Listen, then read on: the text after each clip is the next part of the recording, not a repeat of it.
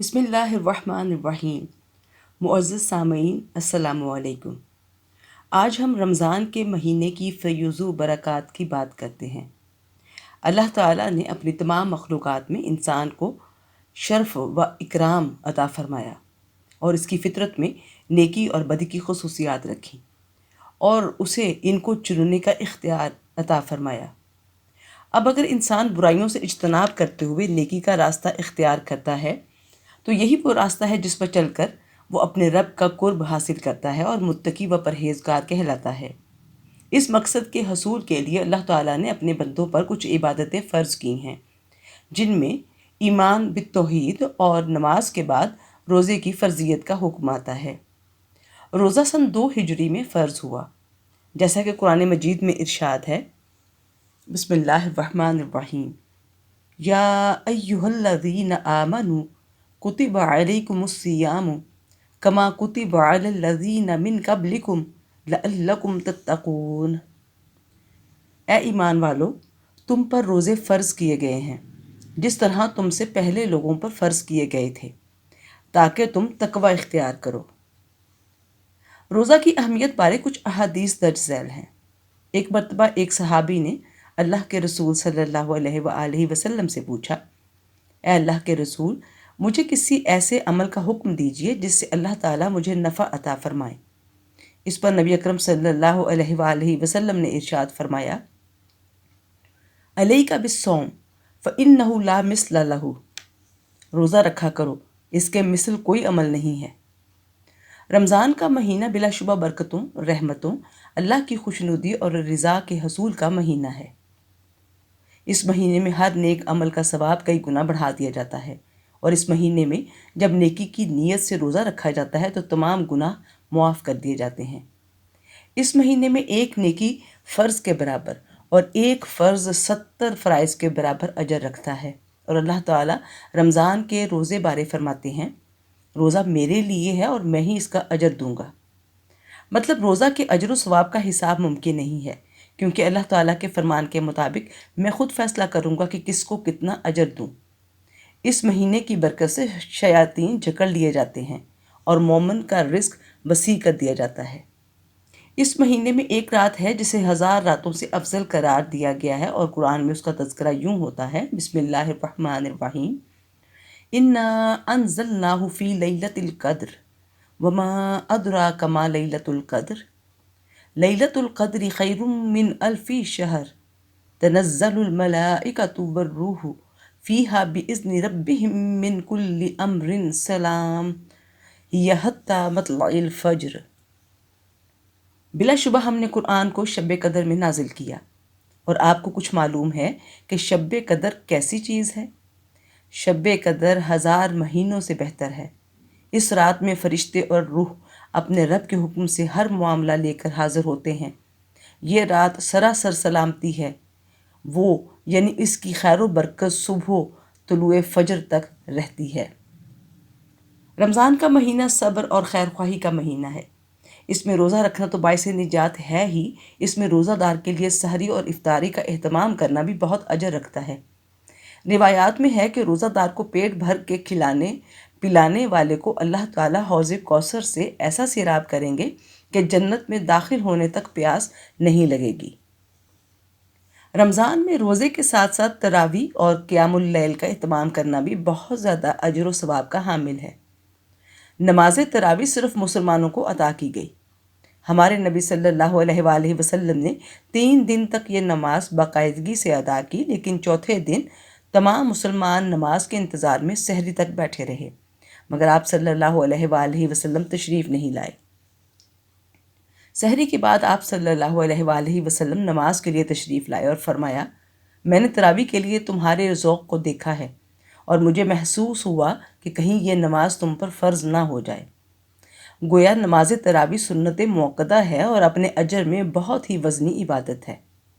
نماز تراویح کے ہر سجدے کے بدلے 1500 نیکیوں کے ثواب کا وعدہ کیا گیا ہے، اور تراویح کے ہر سجدے پر جنت میں ایک گھر بنے گا جس کے 7000 سونے اور چاندی کے دروازے ہوں گے۔ تراویح کے ہر سجدے پر ایک درخت جس کے نیچے 100 سال گھوڑا دوڑ سکتا ہے، اور روزے کی آخری رات اللہ تعالیٰ اپنے فرشتوں سے فرمائے گا کیا بدلہ ہے اس مزدور کا جو اپنا کام ختم کر لے۔ فرشتے کہیں گے اللہ تعالیٰ جو مزدور اپنی مزدوری ختم کر لے اسے اس کی اجرت ادا کر دینی چاہیے۔ تو اللہ تعالیٰ فرماتے ہیں تم گواہ رہنا کہ رات کی تراویح اور دن کے روزے کے بدلے میں نے امت محمد صلی اللہ علیہ وآلہ وسلم کو معاف کر دیا۔ اور عید کی نماز کے وقت فرشتے زمین پر اترتے ہیں اور گلیاں بھر جاتی ہیں جو پکارتے ہیں کہ دوڑو اللہ کی رحمت کی طرف، اور اللہ تعالیٰ فرماتے ہیں آج جو دنیا کا مانگو گے تمہاری مصلحت کو دیکھ کر دوں گا، اور جو آخرت کا مانگو گے وہ سب تمہیں ملے گا سوائے 4 آدمیوں کے، ایک شراب پینے والا، دوسرا ماں باپ کا نافرمان، تیسرا رشتہ داروں سے تعلق توڑنے والا، اور چوتھا لوگوں کے بارے میں کینہ اور بغض پالنے والا۔ رمضان المبارک کی بے شمار خصوصیات میں سے چند ایک درج ذیل ہیں۔ سال بھر کے مہینوں میں رمضان المبارک ایک ایسا مہینہ ہے جس کا ذکر صراحت کے ساتھ قرآن کریم میں آتا ہے۔ رمضان کی ہر رات ایک منادی اعلان کرتا ہے یا باغی الخیر اقبل و یا باغی الشر اکثر، اے خیر کے طالب آگے بڑھ اور اے شر کے طالب رک جا۔ یہی وجہ ہے کہ رمضان میں اہل ایمان کا عموماً رجحان نیکیوں اور عبادات کی طرف زیادہ ہو جاتا ہے۔ ایک مرتبہ نبی اکرم صلی اللہ علیہ وآلہ وسلم نے ارشاد فرمایا ممبر کے قریب ہو جاؤ۔ صحابہ کرام رضی اللہ تعالیٰ عنہم ممبر سے قریب ہو گئے۔ جب حضور صلی اللہ علیہ وآلہ وسلم نے ممبر کے پہلے درجہ پر قدم مبارک رکھا تو فرمایا آمین، جب دوسرے پر قدم مبارک رکھا تو پھر فرمایا آمین، جب تیسرے پر قدم مبارک رکھا تو پھر فرمایا آمین۔ جب آپ صلی اللہ علیہ وآلہ وسلم خطبہ سے فارغ ہو کر نیچے اترے تو صحابہ کرام رضی اللہ تعالیٰ عنہم نے عرض کیا کہ یا رسول اللہ صلی اللہ علیہ وآلہ وسلم، ہم نے آج آپ سے ممبر پر چڑھتے ہوئے ایسی بات سنی جو پہلے کبھی نہیں سنی تھی۔ آپ نے ارشاد فرمایا اس وقت جبرائیل علیہ السلام میرے سامنے آئے تھے۔ جب پہلے درجہ پر میں نے قدم رکھا تو انہوں نے کہا ہلاک ہو جائے وہ شخص جس نے رمضان المبارک کا مہینہ پایا پھر بھی اس کی مغفرت نہ ہوئی۔ میں نے کہا آمین۔ پھر جب میں دوسرے درجہ پر چڑھا تو انہوں نے کہا ہلاک ہو جائے وہ شخص جس کے سامنے آپ صلی اللہ علیہ وآلہ وسلم کا ذکر مبارک ہوا اور وہ درود نہ بھیجے۔ میں نے کہا آمین۔ اور جب میں تیسرے درجہ پر چڑھا تو انہوں نے کہا ہلاک ہو وہ شخص جس کے سامنے اس کے والدین یا ان میں سے کوئی ایک بڑھاپے کو پہنچے اور وہ ان کی خدمت کر کے جنت میں داخل نہ ہو جائے۔ میں نے کہا آمین۔ سامعین کرام، ساری آسمانی کتابیں رمضان المبارک میں نازل ہوئیں۔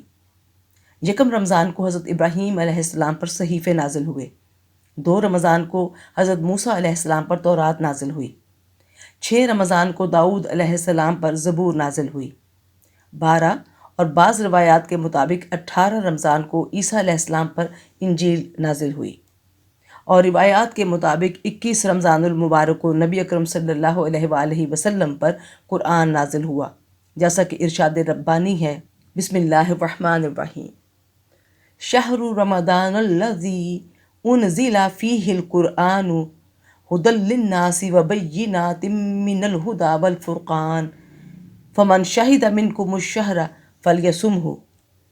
رمضان کا مہینہ جس میں قرآن اترا جو لوگوں کے لیے ہدایت اور رہنمائی ہے اور فیصلہ کی روشن باتیں، تو تم میں سے جو کوئی یہ مہینہ پائے ضرور اس کے روزے رکھے۔ رمضان المبارک میں صدقات اور خیرات کی بھی بہت فضیلت ہے۔ جو حیثیت رکھے اسے چاہیے کہ اس مہینے میں جتنا کھول کر ہو سکے سحری، افطاری، صدقہ، خیرات اور اپنے مومن بھائیوں کی دلجوئی اور مالی مدد کریں۔ آپ صلی اللہ علیہ وآلہ وسلم نے فرمایا ہے کہ جو کوئی صاحب حیثیت ہو اسے چاہیے کہ اپنے غریب بھائی کی صدقہ فطر سے مدد کرے۔ آپ صلی اللہ علیہ وآلہ وسلم 3 کلو کشمش کی قیمت کے برابر صدقہ فطر ادا کیا کرتے تھے، اور اس سے کم کھجور کی مقدار ہے، اور جو کوئی حیثیت میں کم ہے اسے چاہیے کہ کم از کم 2.5 کلو گندم کی مقدار برابر تو ضرور صدقہ فطر ادا کرے۔ الغرض رمضان المبارک کی بڑی فضیلت ہے، اور اگر لوگوں کو رمضان المبارک کی ساری فضیلتوں اور برکتوں کا پتہ چل جائے تو وہ تمنائیں کریں کہ کاش سارا سال رمضان ہو جائے۔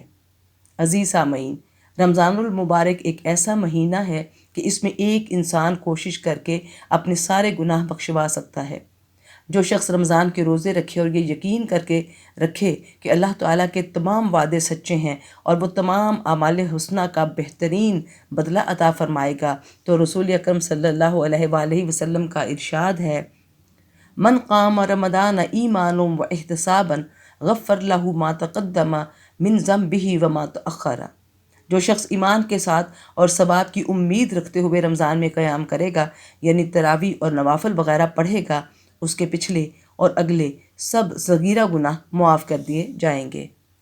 اللہ تبارک تعالی ہمیں رمضان المبارک کی قدر کرنے کی توفیق عطا فرمائے، ہماری تمام عبادات کو قبول فرمائے اور آخرت میں حضور اکرم صلی اللہ علیہ وآلہ وسلم کی شفاعت کے طفیل جنت الفردوس نصیب فرمائے۔ آمین۔